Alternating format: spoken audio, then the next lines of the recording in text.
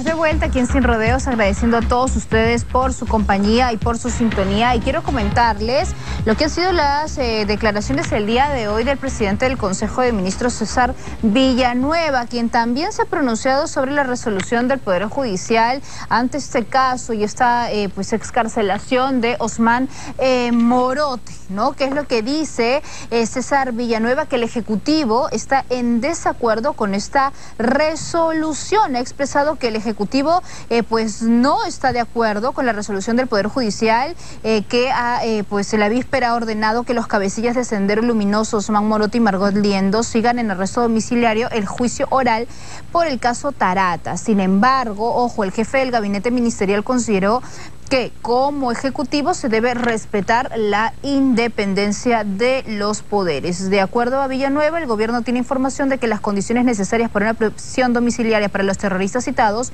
no están dadas, dice, pero esta es una decisión entonces que pues se tiene que respetar. No están de acuerdo, pero se tiene que respetar, dice el Premier. Sobre este caso y sobre este tema vamos a iniciar nuestra siguiente entrevista de la noche, porque Jaime Antesana, experto en terrorismo y narcotráfico, nos acompaña aquí para poder evaluar y analizar un poco si es que esto es realmente un riesgo, un peligro, y como sociedad cómo debemos reaccionar. Jaime, ¿cómo está usted? Muy buenas noches. Buenas noches.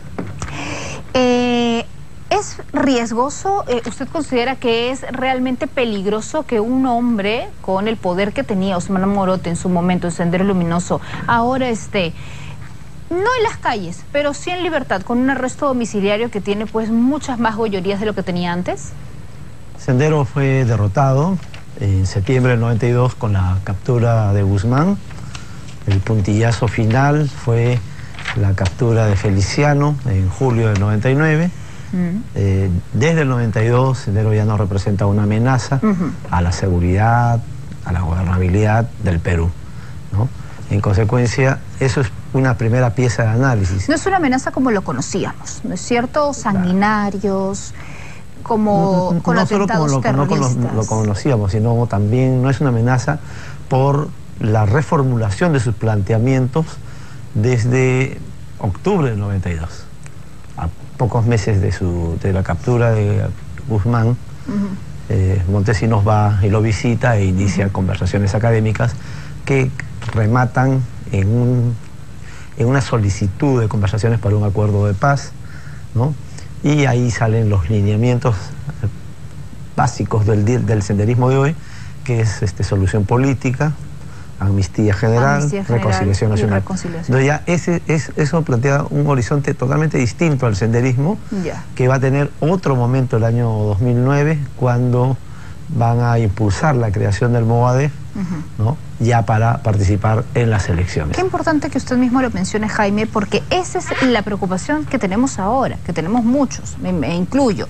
Esto de amnistía general y reconciliación nacional, ¿es el pensamiento o es el trasfondo político que estos senderistas ahora mencionan? Ya no hablan tanto del pensamiento, Gonzalo, pero hablan de una amnistía general y de una intención de insertarse en la política peruana.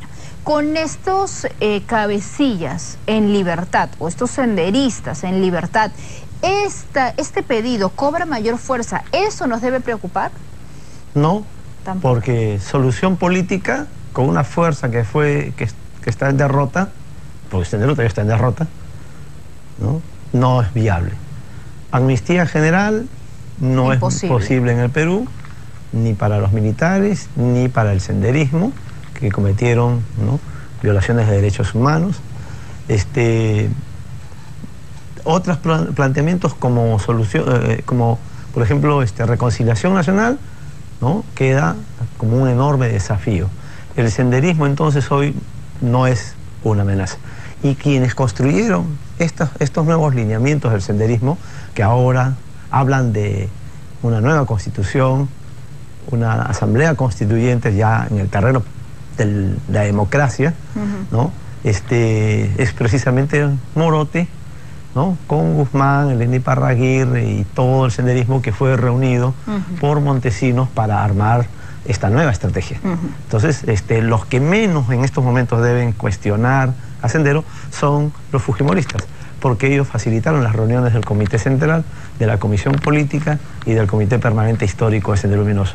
A ellos no les debemos absolutamente creer, porque ellos son los que facilitan. Si hoy existe Sendero en una etapa de un senderismo político, se lo debemos a Fujimori y a Montesinos, ¿no? Hasta el año 99-2000 les permitieron reuniones de su máxima instancia, que es el Comité Central y la Comisión Política. En consecuencia, el asunto es si esto representa ya un riesgo. No, porque Morate precisamente está en este planteamiento, ¿no? Entonces hay que estar tranquilos. Ahora, el otro plano, este es el plano de análisis de la evolución del senderismo, ¿no? Que algunos quieren verlos permanentemente en cárceles, y eso no se puede. ¿Por qué? Porque hay que también ser respetuosos, ¿no? Si cumplió su cárcel, su sentencia, no queda otra, tiene que salir en libertad, por más que nosotros digamos lo que sea, ¿no? Pero ojo, Jaime, que tienen proceso pendiente, ojo que faltan tres casos en particular por los cuales todavía están siendo procesados. A ver, yo quiero ahí entrar a este tema. ¿Por qué lo de ayer fue una celebración, ¿no?, en la base naval del Callao? Porque se le estaba sometiendo a Osman Morate y a Margot Liendo a un exceso de carcelería, que no debimos, pero lamentablemente porque la opinión pública, los medios de comunicación presionan, entonces terminan ellos victimizándose. Claro. ¿No? Si él cumplió su cadena, su sentencia, Margot Liendo también, debieron salir como salió Marisa Garrido Leca y Marta Guatay, el día que le correspondía salir, ¿entiendes? Pero justamente por estos excesos, ¿no?, es que ellos terminan celebrando. Excesos y torpezas también del Poder Judicial, ¿no es cierto? No sé si el Poder Judicial. Mire, sobre el tema de los tres casos, Tarata, desde mi punto de vista, no aplica para Osman Morate, porque Osman Morate estaba en la cárcel el año 88 y lo de Tarata ocurre en julio del año 92. ¿No? Podemos forzar las cosas, quisiéramos que todos estén enterrados bajo tierra, pero eso no es evidentemente el camino que la democracia... O sea, fríamente y judicialmente no le aplicaría. No le aplica. Pero se están forzando los hechos, ¿no? Se están forzando los hechos, y yo creo que ya con eso vamos a hacer que el senderismo, que hoy está creciendo, ¿no?, en los jóvenes, avance más. Y no tenemos partidos, todos son partidos electorales, sí, no tienen enraizamiento, un entroncamiento en la sociedad, no están ahí como partidos que deberían ser la intermediación entre la sociedad y el Estado. Entonces ellos corren solos, ¿no? A las justas por ahí tienen un contrapeso en Patria Roja, pero nada más. El PPC no existe ahí, el APRA no existe ahí. Ni hablar, no podemos confiar en los partidos políticos porque no tienen la... ¿Cómo derrotamos a Sendero? Porque hay una asignatura pendiente, ¿no? La asignatura pendiente es la derrota política e ideológica del senderismo. ¿Cómo lo hacemos? ¿Atrapados en el pasado? No, tenemos que enfrentar este tema de la libertad de Osman Morate, de Margot Liendo, que son dos miembros del Comité Central de Sendero Luminoso, ¿no? Tenemos que enfrentarlo primero entendiendo qué ha pasado con el senderismo. Segundo, tenemos que también tener en cuenta de que no se puede, lamentablemente, perseguirlos eternamente. Claro. Ahora, explíquenos, y creo que en esto me vas a ayudar mucho, Jaime, en explicarle a la gente, porque muchos se preguntan si tenían cadena perpetua, porque como acabas de mencionarlo, eran parte de la cúpula, de la cabeza, de los brazos y de la mayor confianza de Abimael Guzmán, y tenían cadena perpetua en un inicio de sus procesos. ¿Por qué después esto se cambió y se les redujo a 25 años?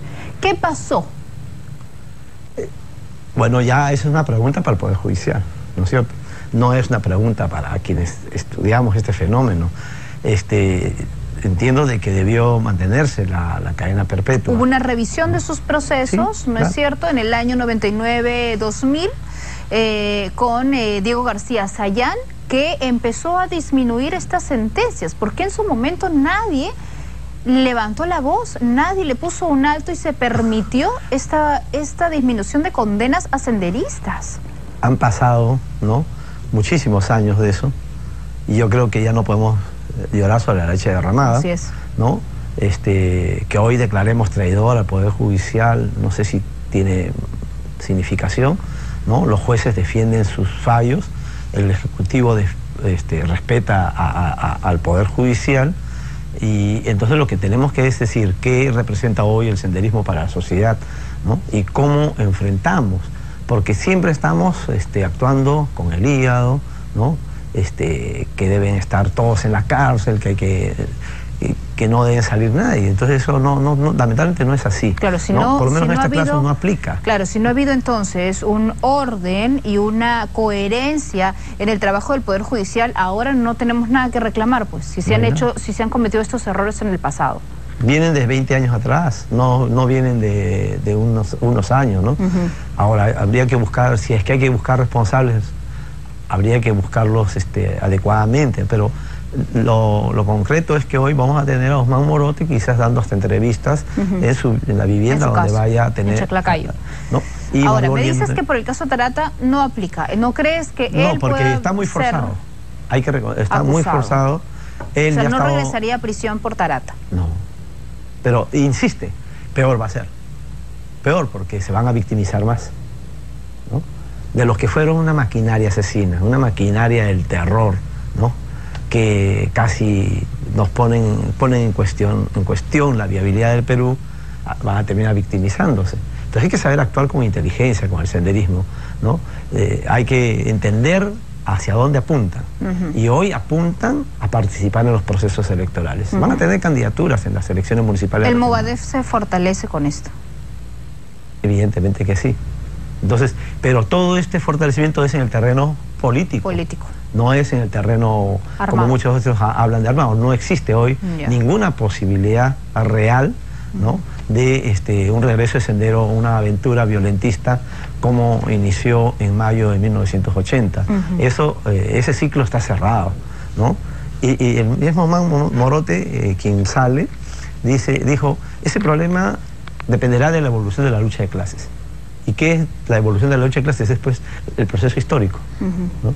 Entonces, evidentemente no está en el horizonte ni del corto, mediano, ni de largo plazo. El senderismo va a terminar como el Partido Comunista en Nepal, ¿no? Incorporado al sistema político. Entonces, ¿tú crees que eso pase realmente en la política yo creo peruana? Que tenemos que sean lo que queremos y que sean no estar, mire, lo que no queremos que sigan utilizando al sendero para psicosociales, como el que ha ocurrido en Aguaitía, donde ha habido una voladura en la torre de alta tensión, ¿no? En el boquerón de Padre Abad, que se pretende utilizar como un psicosocial para decir, ya ves, Sendero está, ¿no? Sigue empuñando las armas y ahora comete una acción de sabotaje, ¿no? Para que no nos vendan fantasmas, no revivan los cucos, es mejor tenerlos acá, ¿no? Y meterlos al sistema y derrotarlos, porque no hay partidos y la democracia tiene que defenderse. Interesante ese tema, porque esa también es la preocupación de un gran sector de la población. Con estos cabecillas afuera, ¿qué pasa cuando se dan los ataques narcoterroristas, como les llamamos, ¿no? ¿Tienen relación? ¿Hay algún vínculo?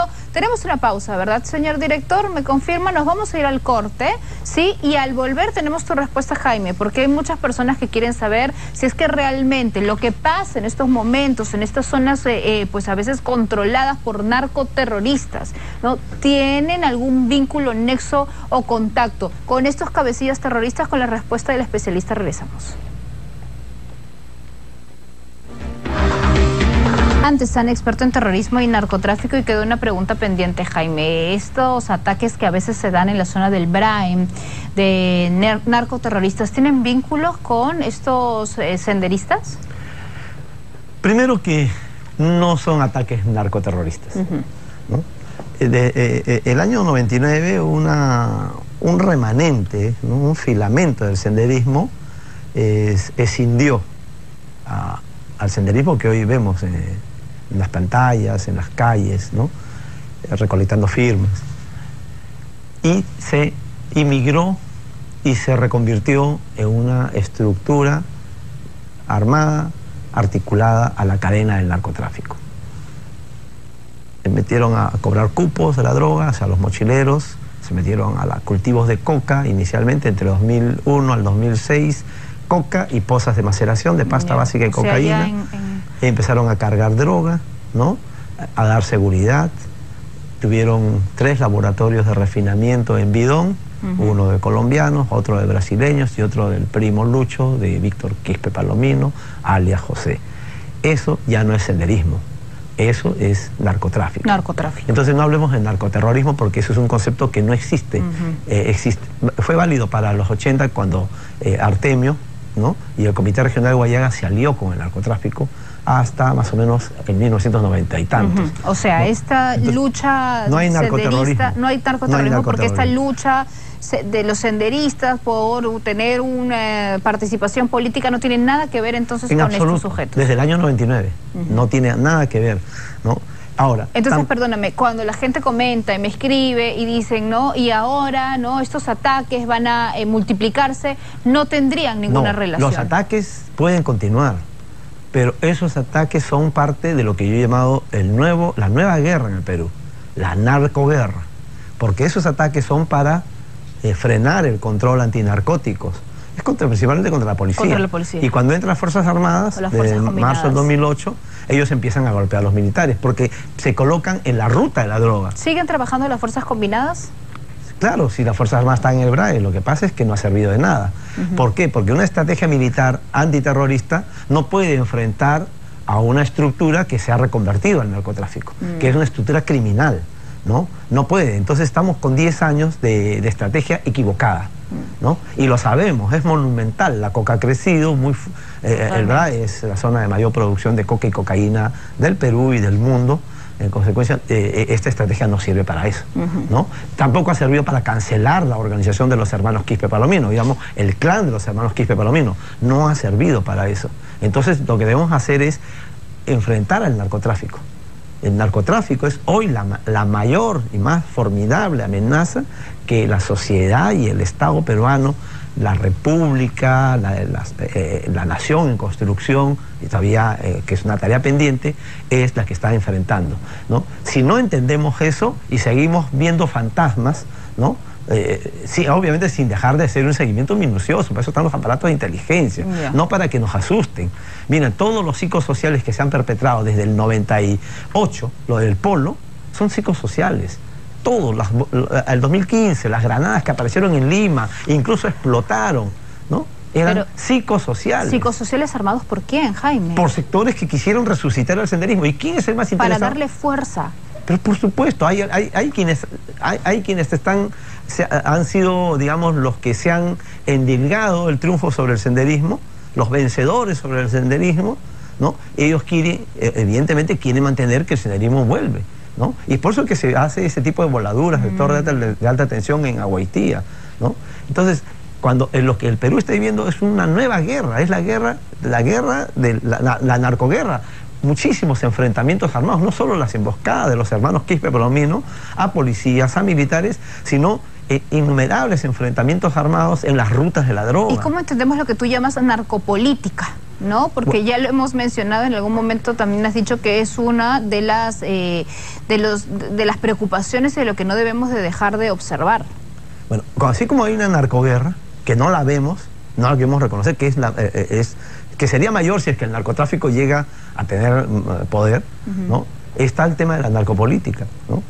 Yo he dado a conocer desde el año 2010 cómo ha evolucionado la narcopolítica en el Perú, cómo el narcotráfico, los propios narcotraficantes ahora son candidatos al Congreso, a los gobiernos regionales, a los municipios, tanto provinciales como distritales.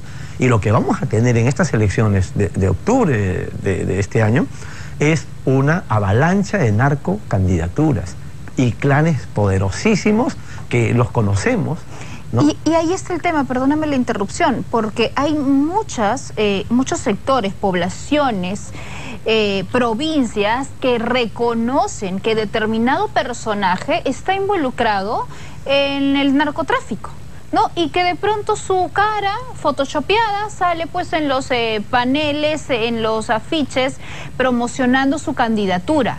Pero aún así, cuando la gente sabe, lo reconoce y los identifica como ligados al narcotráfico, terminan con puestos públicos. Eso es. ¿Por qué? Mire, o sea, ¿es responsabilidad de la gente? ¿Se compran votos? ¿Qué está pasando ahí? Pero por supuesto, es el modelo Pablo Escobar, ¿no? De las dádivas, el de los clubes deportivos. Para ¿es gran responsabilidad de la misma población también? Por supuesto que sí, ¿no? Pero también hay mucha desinformación, hay mucha desinformación. Tenemos muchísima plata en campaña electoral y no hay mecanismos de control. Los mecanismos se les han allanado, se han aplanado para que el narcotráfico... Entonces, ¿qué estamos...? Y en el Congreso no se hace nada, perdóname, para fortalecer los mecanismos de control. Yo quiero decir algo que es, creo, lo más sereno que he podido cavilar en los últimos días. El Perú vive en estos momentos un escenario de pre-narcoestado. O sea, estamos a poco de un narcoestado, ¿no? A poco de un narcoestado.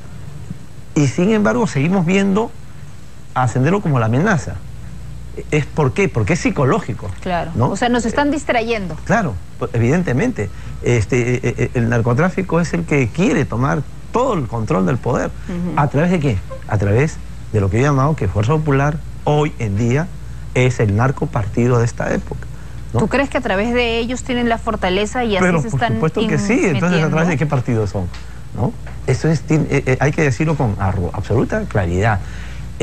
Mientras estamos discutiendo con quienes quieren incorporarse al sistema político, quienes ahora dan la cara, quienes están con sus DNI, sus firmas y sus huellas digitales en planillones del Jurado Nacional de Elecciones. Hay que estar entonces muy atentos y observantes a cuando se pide, ¿no es cierto? Pues ser mucho más rigurosos con los partidos políticos, con la inscripción de sus listas, con el financiamiento de los mismos, quienes son los que pues no ayudan, ¿no? Y obstaculizan estas labores de fiscalización, por ejemplo, del financiamiento de partidos. ¿Quiénes son los que están en contra de ello? Quizás ellos están apoyando la narcopolítica, como tú la llamas. Pero evidentemente, por supuesto que hay partidos que son exactamente para eso. Miren, el senderismo fue una amenaza que quería destruir el Estado desde fuera, claro, a punta de dinamitazos, a través de la ¿no? violencia. El narcotráfico lo destruye desde dentro. Desde dentro. Claro. Y esa es la mayor amenaza en estos momentos. Tremendo, tremendo lo que nos has comentado, Jaime. Lamentablemente el tiempo se nos ha ido, pero de todas maneras es un tema que deberíamos tocar en profundidad y sobre todo desarrollar cuáles son justamente estos puntos por donde el narcotráfico podría ir metiéndose, se está metiendo en nuestra política, para estar atentos y como sociedad también... Tenemos una narcobancada de 21 narcocongresistas. No podemos ya... ¿Cómo están metiéndose? Está clarísimo cómo se están metiendo. Tremendo. Gracias a Jaime Antezana por haber estado con nosotros esta noche. Con eso nos vamos. Agradeciendo también a ustedes por su sintonía. No se vaya. De nuestra señal empieza Punto de Vista con Drusila Silena. Nos vemos.